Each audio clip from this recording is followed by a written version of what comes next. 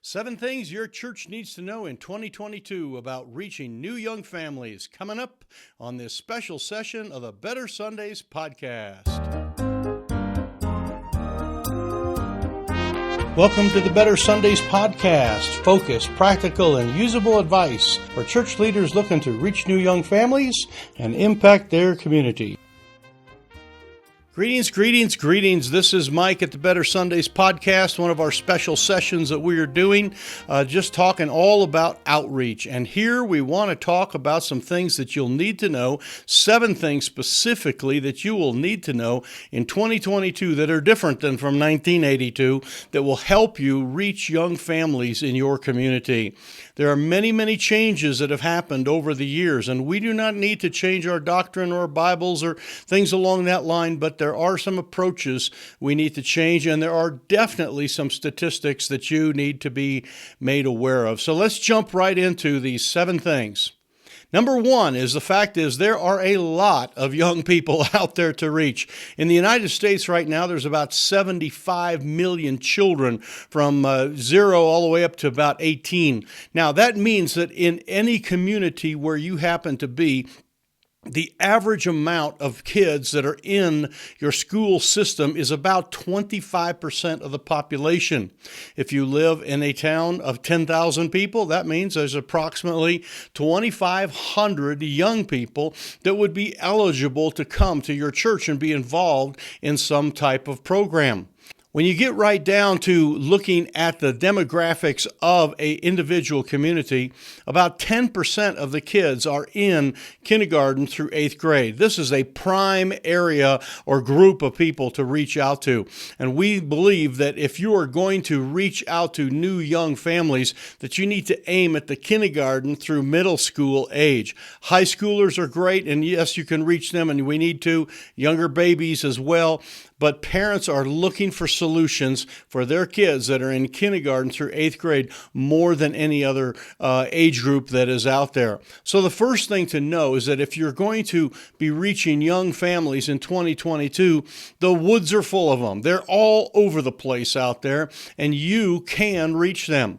I was recently talking to a church that had about a half a dozen kids in their youth department. I mean, counting like the whole thing. I mean, it was just not a lot. And I was challenging him to say, hey, go to the public schools, get involved in the community, because there are tens of thousands of children in your state and in your area that need children. And he was from a highly populated area, and there's literally thousands of them that are out there.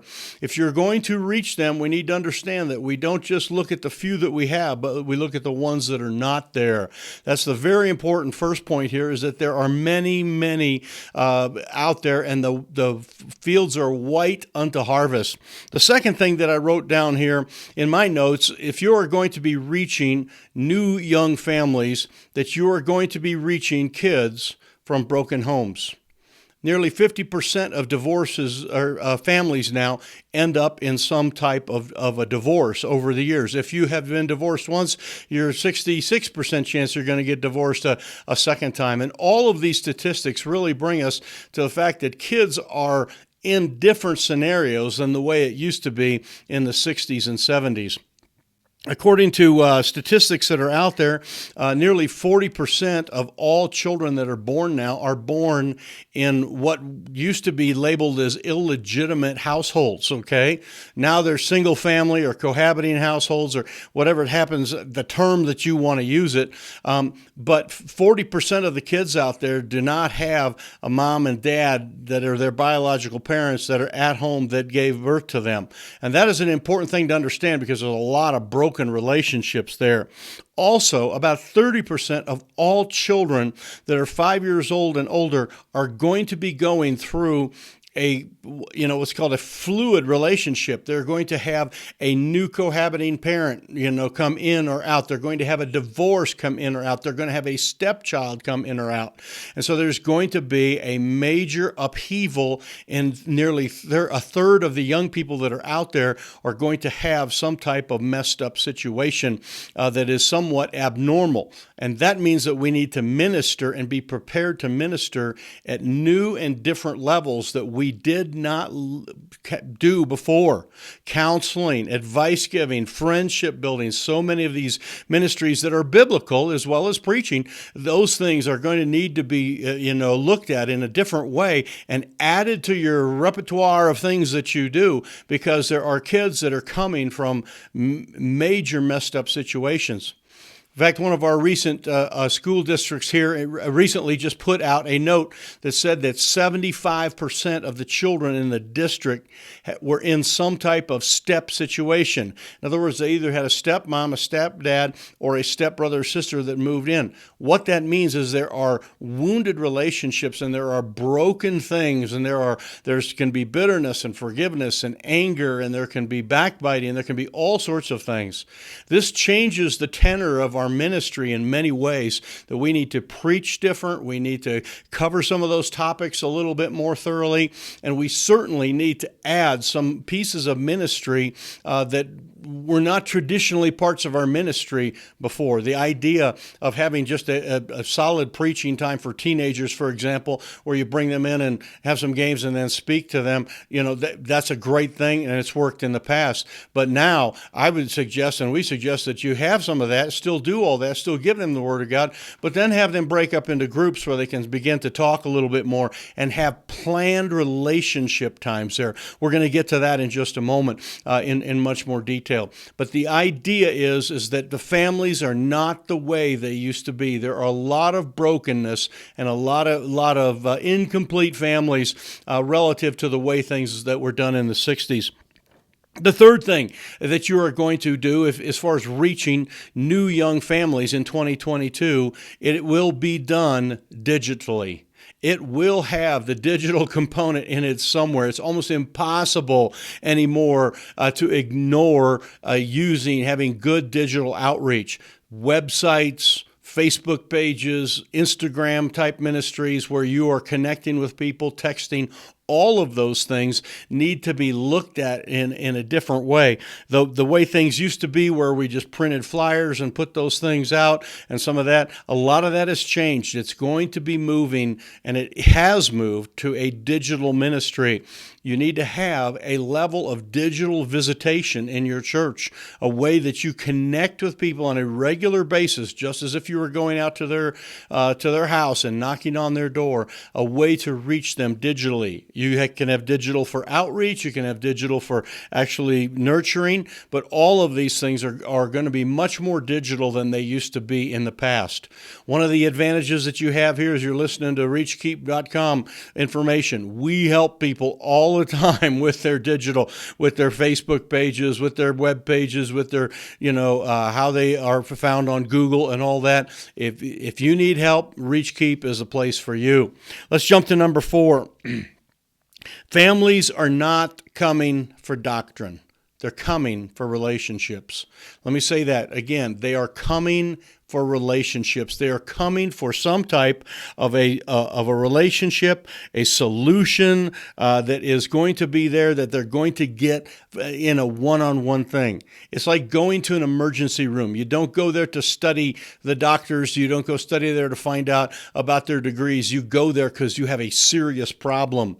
And people are now coming to church with bigger and worse, more complex problems than ever before.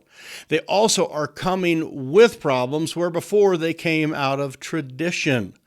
Back in the day, there was a habit where everybody went to church. And I'm sure, Pastor, if you're listening to this, you certainly have taught your people to not forsake the assembling of themselves together. We need to be together. We need to do that. That is a great thing that still needs to be taught. But new people are not coming because of that. They're not coming because their parents came to church, because in many cases they didn't. They're not coming because it's a habit. They're not coming because it's a ritual. They're coming because you are the last hope.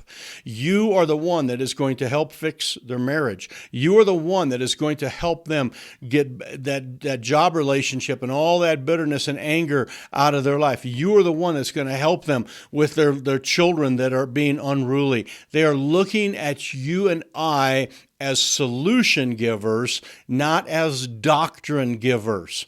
Now, you and I will still teach doctrine. We will still give them the things that they need. But when they walk in the door, they are not looking for theology. They're looking for an answer. They're looking for relief. And in 2022, this is more than it has ever been in times past, that people are coming to church for relief. They're coming for a solution.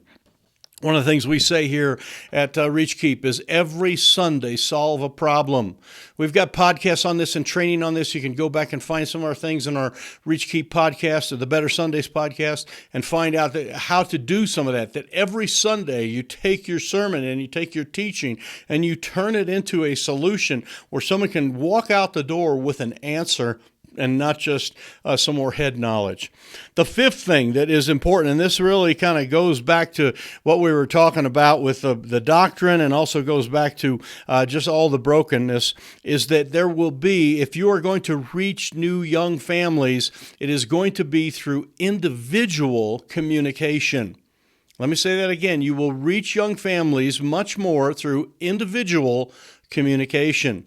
The ideas and the concepts of mass media are gone. You cannot put a billboard up. You cannot run a commercial. You cannot put flyers up and expect to reach people the way that we did before. People get thousands of little tidbits of communication, and hardly any of it comes from flyers or newspapers or billboards or advertisement. It comes in a personal way. It comes on their phone. It comes to their email. It comes to their direct message. It comes individually to them. And you and I need to learn to shift the way we communicate and be better at individual communication. Now, this is a challenge. As your church starts to grow, you'll find that it is difficult to reach out and individually communicate with more and more and more people. But there are ways to do that, and you'll need to use much more texting and Facebook messaging, the direct message services from Instagram and Twitter and other things along that line. All of those are going to be things that you're going to do more of in 2022 than less of in 2022. Fortunately, we're here again to help you with some of that stuff. For the Reach Keep Academy, our online courses, we teach a lot on how to do individual communication along that line. The number 6 thing here that I have written down, that the 6th thing that I have is that when they come to church, it will be sporadic, okay? It will be sporadic. People are not as faithful as they used to be, but that really is a result in some ways of not of their disobedience or not wanting to be there. In many cases, it's because of our nation is far more transient than it used to be. There are more people working double jobs and triple jobs than ever before. Many young moms work 2 jobs in order for them to be able to survive. And many times, because of whatever purposes, those jobs fall at the same time the church activities fall. And that makes it difficult. We also live in a much more transient society than ever before. Our children are living in this part of the country or that part of the country, and the grandparents are here and there, and people are spread all over because of work and because of the ease of transportation. 150 years ago, when people were living, they did not travel more than, the average was 18 miles from the place where they were born, from the place where they died. Today, it's 1,800 miles. It's all over the country. People are spread out. And there's also a third thing that really adds to the transient nature, which then ripples into the sporadic attendance. And by the way, attendance now, the average attendance in the United States of church activities is 3 out of 8. 3 out of 8 events. So if you have 8 different services, spread across X number of weeks, you're going to get somebody about 3 times. And that can be frustrating because you program for everybody to come and you want them to be there. And we have a heritage of where everybody is there. But because of the sporadic nature of jobs and because of the transient nature of moving around and all the work type of things, that doesn't always happen. And the last one, especially if you're reaching young families, as I mentioned, half of the young families today, in fact, more than half, are living in some type of step situation, which means in many cases, children are being taken on weekends to go visit their parents or go visit their mom or their dad. I was talking to a pastor the other day, and I mentioned to him that I have some people in my church that are legally required not to come to church. And he kind of looked at me with a funny look. He said, what do you mean legally required not to come to church? I said, every other weekend, they have to take their child by court order to go see their mother in a town that is 4 hours away. And they have to drive all the way over there every Sunday and drive all the way back. And that eliminates the possibility for them to be able to make it to services on a regular basis. And while this seems unreasonable and we don't like when courts do that kind of stuff, we have many people that we are trying to reach out to that are living in exactly that situation. Their sporadicness is not just something with church, it's that way with school and doctor's appointments and relatives and everything else. It is part of the culture is that people are not always in the same place the way they used to be. So that was number 6. Our 7th one here is that the old benchmarks that we have are going to be much slower in coming. It used to be that when we'd win someone to Christ or we'd get them involved in church, that pretty soon they were faithful and they were givers and they were serving and they were, involved in a class and whatever. And some of those became sort of benchmarks that, they started to, dress a little different or act a little different, or in my case, started to, speak a little different. They lose some of that colorful vocabulary, we'll call it. They start to lose that. But because of the sporadic nature of it, of them in attendance, that's also going to mean their growth is not as consistent as it was before. And this can be extremely frustrating when people are growing and then they take a couple steps back and then they go up and they take a couple steps back. But this is much more a new normal to deal with than it is a problem to solve. We're going to do everything we can, but you're probably not going to get them, as we mentioned, to be faithful attenders. You're probably not going to get them to be faithful givers. You're probably not going to get them in service opportunities and things along that line very quickly. It just is going to take a little bit longer. It kind of reminds me of in the old days, when they used to go hunting all the time. And I live out in the West here, so there was, these herds of buffalo that were thousands and thousands. And then after a while, the buffalo were down to just a half a dozen, they were all gone. And the hunters could complain about it, or they could shift their whole thing, and that's exactly what happened in America. If you know anything about the Wild West here, it's not filled with buffalo anymore. Now it's filled with domestic cattle, okay? And the people that need food, instead of going out and shooting it, now they're raising it. Just a total different change. And I think that we are in the midst of those changes when we try to reach families here in 2022. There are new and different things, but fortunately, we can make it through this. We can reach young families. There are many churches. I work with churches nearly every week. I'm talking to a church, or actually many times a week, I'm talking to a church. I'm talking to a pastor. We do coaching, we do counseling and consulting, all sorts of things with churches. And many of these churches are flourishing. They're doing very well. And your church can do that too. But I want you to be aware of these 7 items that we covered here. And let me just review them again for you very quickly. There are lots of young people to reach. The woods are full of them. There's many out there. Broken homes are going to be a high percentage of your ministry. There's going to be a lot of, relational dings that have happened out there. Your outreach will be digitally. You need to get better at being digital in every sense of digital stuff. You need to get better. They are not coming for doctrine. They are coming for solutions. They're coming to learn how to get out of the fix that they have gotten themselves into. Your individual communication will be much higher than it will be with like mass communication. So you have to get better at talking to many people individually, and you need to address that in your staff meetings and with your people and your Sunday school teachers, that they're all reaching out and talking individually and not just mailing flyers out. The sporadic nature, in other words, attendance and all of that is going to be much less than it was in the past. We're just not going to have them as faithful and consistent because of a variety of factors. And last of all, those old benchmarks that we are so used to having are going to be they're there, still make them there, but they're going to be slower in coming, and it's going to take some patience. But in due season, we will reap if we faint not. I want to encourage you, Pastor, to be an outreach machine, to do everything you can. Take this list, write it down, have meetings with people, and figure out which of these that you can work on, and start right now, because you know what? In 2023, 2023, it's just going to be worse. All of these statistics will be up a few percentage points. Let's reach them now while we can. So this is Mike from the Better Sundays podcast. Do me a favor right now. Give me a thumbs up there. Leave a comment if there's a question that you have in the things. I will get back to you.